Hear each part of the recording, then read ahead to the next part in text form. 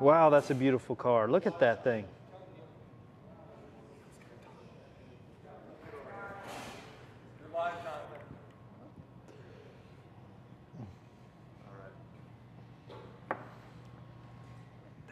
Good evening. Lincvolt team mechanics have begun a transplant to replace a faulty generator that was shipped from Australia. In a major setback to the project, the generator failed. To meet this challenge, a used Mazda was purchased and driven to the Lincvolt garage where the unique rotary engine is being transplanted into Lincvolt.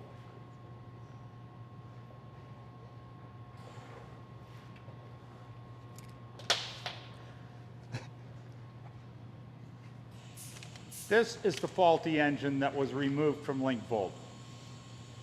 And we already have installed the new engine inside Lincvolt. How are we doing up here, Uli? Very good. We're nearly done. Just going to put the last pieces on top of all the stores. Great. Very good. Well, we don't have a mic on Uli, but here's Jonathan. Jonathan, how are we doing? You know, we've pretty much got everything taken care of. We've got, of course, the donor vehicle come in. We removed the drivetrain out of it, have it back in Lincvolt. Actually, the one that we pulled out of it was a turbocharged version, and the one we're putting back in is the naturally aspirated. So there's a little bit of changes going on. Okay. But ultimately, we plan on having this thing up and running tonight, finish it up tomorrow, and start doing some road tests. Great. Could you tell our viewers what kind of performance we could expect out of the new engine as compared to the older engine? Well, what we needed to be able to run our generator at 45 kilowatts is something that can produce over 100 horsepower. And of course, the turbo engine far exceeded that. Now, the naturally aspirated engine is somewhere around 160, 170 horsepower, which is more than we need to be able to do that as well. So we actually expect a little bit better result as far as creating a stability for maximum fuel efficiency due to the fact that the naturally aspirated motors easier to hold at a steady load, to where a turbo engine is very load sensitive. So when you get the peak spikes on the generator to the battery pack, it causes it to surge a little bit. So, great. That's very positive. Yeah. Good. Well, so something good come out of that. Yeah. Well, you never can tell. Well, one thing we know is that nothing's going to stop us. No, nothing. And we're going to continue, no matter what happens, we're going to keep on going, and we're going to keep going until we get this done and we get it out on the road. And we'd like to be out on the road in a couple of days to keep Shakey Pictures' schedule. So that's why we're working around the clock now to get this done.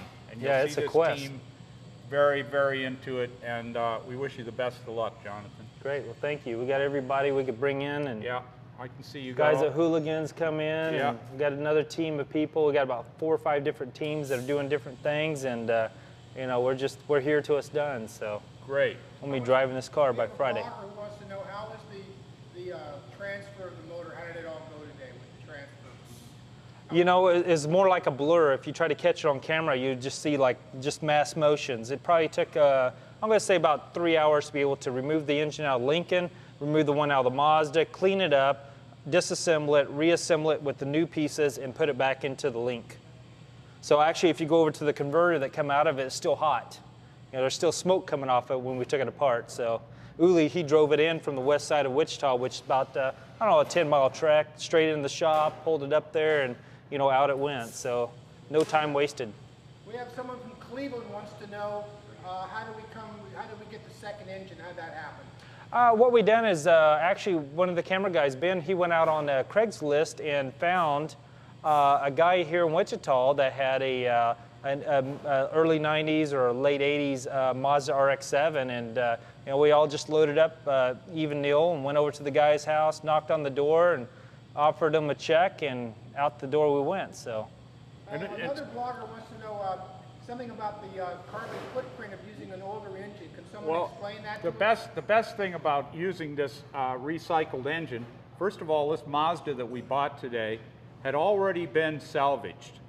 It had already been to a junkyard and been reclaimed and brought back, and it showed its age, but it was going and running nicely, and we used it. He drove over here But the thing about it is that a used car, a brand new car, when it's built, 7/8 of the carbon footprint of the car during its lifetime is created during its manufacturing. So that, if you keep that in mind, then buying an older car and reconditioning it and making it green is a good thing. You can really do a lot better than buying a brand new car. So this Mazda is getting to live another life. It's in its 3rd life now in Lincvolt. So Yeah. it's doing great. Plus the fact is the motor that we originally took out of the 59 Lincoln was a 400-something cubic inch motor. We're replacing a motor to use as a generator that's only 1.3 liters. We're using a fuel source that only has I think a 2-carbon chain, which is CNG, which is far less carbon footprint than gasoline as it come in. Well, that's great. That's a lot greener than what we had when we came That's in. green, man. Yeah. We were making 8 miles to the gallon when we got in here with Lincvolt. Now we're going to leave with somewhat, at least a 70+ fuel economy on a fuel that's far superior than gasoline. So, we'll have the best footprint in the world.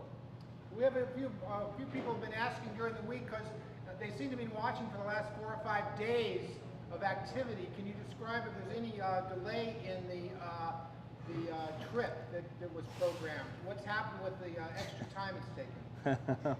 Well, I'll take that one, Jonathan. Yeah. We started the generator, but it didn't start. And we repeated that for 4 days. But while we were doing that and trying to make this generator that's right here now, not in the car anymore, as we discovered some fatal flaws in it, it can be fixed, but not in the time frame that we have. So someone else will fix it, or we'll fix it and maybe put it back in the car that the other one came from.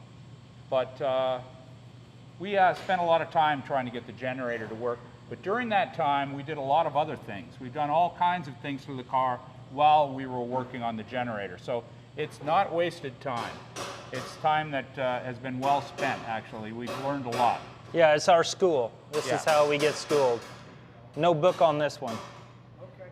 Thanks a lot, and we appreciate it. Thank you. Thanks.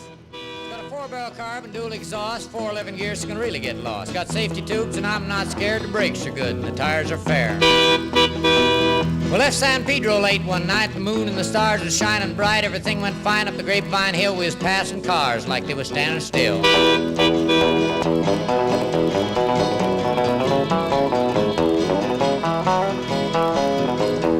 And all of a sudden, like a flick of an eye, a Cadillac sedan had passed us by. A remark was made, there's a car for me, but by then the taillights are all you could see. Well, the fellas ripped me for being behind, so I started to make that Lincoln unwind. I took my foot off the gas, and man alive, I shoved it down into overdrive. Well, I wound it up to 110 and twisted the speedometer cable off the end. I had my foot feet clear to the floor, said that's all there is, and there ain't no more. Went around a corner and I passed a truck. I whispered a prayer just for luck. Fenders clicking, the guardrail post, the guys beside me were white as ghost. I guess they thought I'd lost my sense. The telephone poles looked like a picket fence. They said, slow down, I see spots. The lines in the road just looked like dots. Smoke was rolling out in the back when I started to gain on that Cadillac. I knew I could catch him and hoped I could pass, but when I did, I'd be short on gas.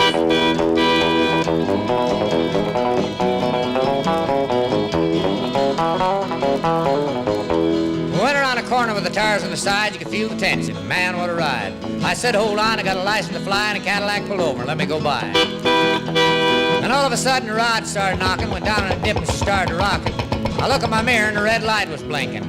Cops was after my hot rod Lincoln.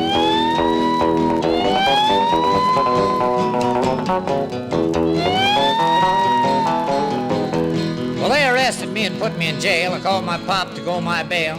He said, son, you're gonna drive me to drinking. You don't quit driving that hot rod Lincoln.